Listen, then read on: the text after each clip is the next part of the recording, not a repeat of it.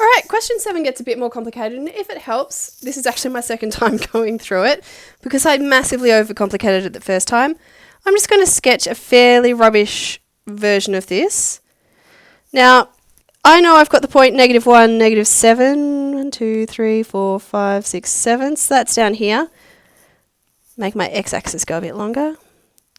So I know my cubic goes through here.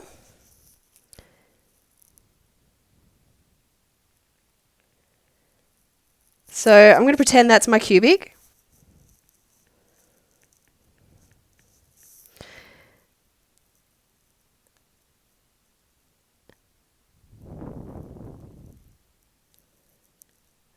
I've been told that I've got a straight line that goes through there and is tangent at another point. I'm actually going to find this easier if my cubic actually goes through there.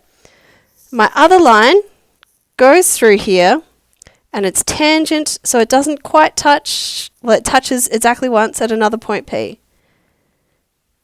And that's, well, we don't know P. We know that the x-coordinate is alpha, we don't know the y-coordinate. This is the line y equals, well, we don't know the equation of the straight line, it's mx plus b. And this one, we've got y equals x cubed, take 3x squared plus 4x plus 1. Okay, so let's have a look at question A. I'm just going to have a look at the generic formula for a straight line. Y minus y1 equals mx minus x1. That's kind of one of the tools in your arsenal that you should be prepared to get out a lot of times when you see a straight line and you don't know its equation. And you do know a point, because we know the point x equals -1, y equals -7, sub in -1, -7. So we can say y minus -7 equals m outside of x minus -1. So that's y plus 7 equals m outside of x plus 1. So y plus 7 equals mx plus m. So y equals mx plus m take 7. And all they've done in their version is put brackets around that. Okay. So now we want to make that intersect it. So now we're starting off with our normal point that we always do. So we have y equals mx plus m take 7. And we have y equals x cubed take 3x squared plus 4x plus 1. So we make them equal each other. Mx plus m take 7 equals x cubed take 3x squared plus 4x plus 1. Take everything over to the right side, so I'm going to have 0 equals, well, I've still got my x cubed, and I've got my 3x squared plus 4x, I'm subtracting mx, plus 1 take m take 7, which then gives me x cubed take 3x squared plus 4 take mx. Plus, and then I'm going to end up with 8 take m, because minus -7 plus 7, so 1 plus 7 is 8. Okay, we've done that. C. So we know they intersect at x equals -1. They told us that in the question. And tangent, so touch but don't cross.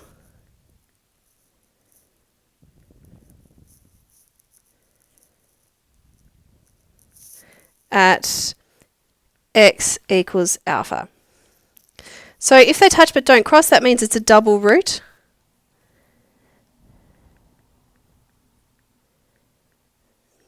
That x equals alpha is a double root. So we have 0 equals x cubed plus, take 3x squared plus 4 take m x plus 8 take m.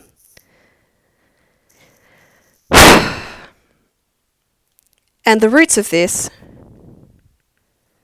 are -1, alpha, and alpha. And so they want us to find a bit more. So let's do the sum.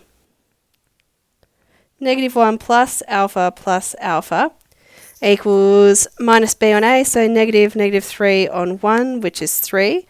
So -1 plus 2 alpha equals 3. So 2 alpha equals plus 1, 4. So alpha equals 2. Oh, that's good. I was expecting something nasty. What are we actually trying to find? I found alpha.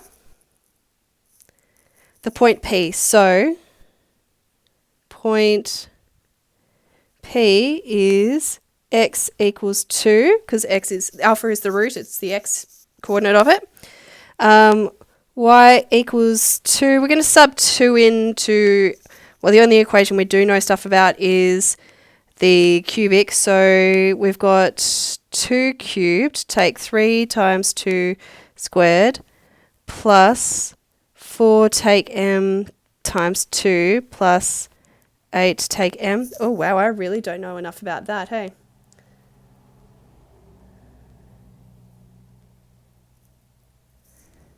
Wait, why did I sub it in there? Why didn't I sub it into my first equation, which we do know everything about? It's this one.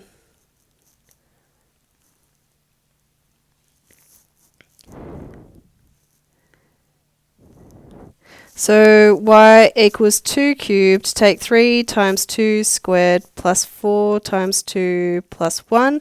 So y comes out as 5.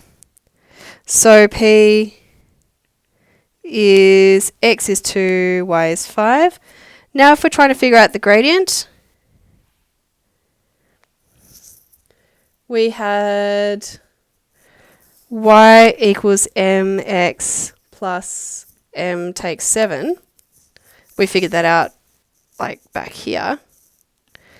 When x equals 2, y equals 5, I'm literally going to sub this same point in to solve for m. So I get 5 equals 2m plus m takes 7.